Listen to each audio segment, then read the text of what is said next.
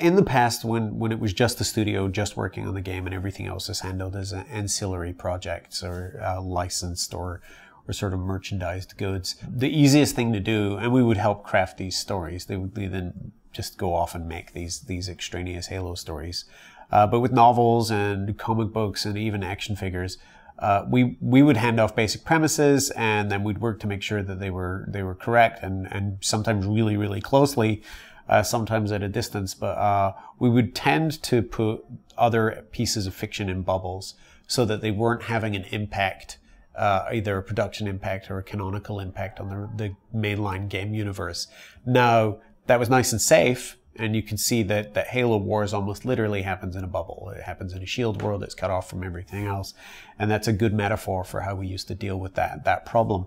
Of course, the problem there is that the other pieces of your universe then start to feel disposable, and they're also not helping you do world building in an appropriately usable way. So there might be some detail and color that you can take from those extended pieces of the franchise, but you can't directly involve those storylines, and you can't have them cross over or intersect in meaningful ways. We decided about 3.5 years ago that we were just going to take the riskier, more difficult proposition, which was we will make sure that everything counts. And so you won't have to consume all this new stuff to understand a Halo game. Likewise, you won't even have to play a Halo game to understand how the novels work.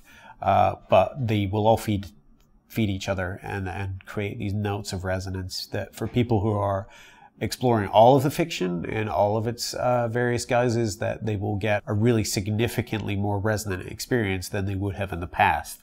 But we have to be really careful that we're also being true to each of those pieces, so that each of those pieces works as a standalone piece of fiction and works on its own merits, and that this isn't some giant puzzle that you have to put together to understand a story. One of the criticisms we've had in the past on Halo stories is they're too baroque, too complicated, and they're very assumptive about what people do and don't know.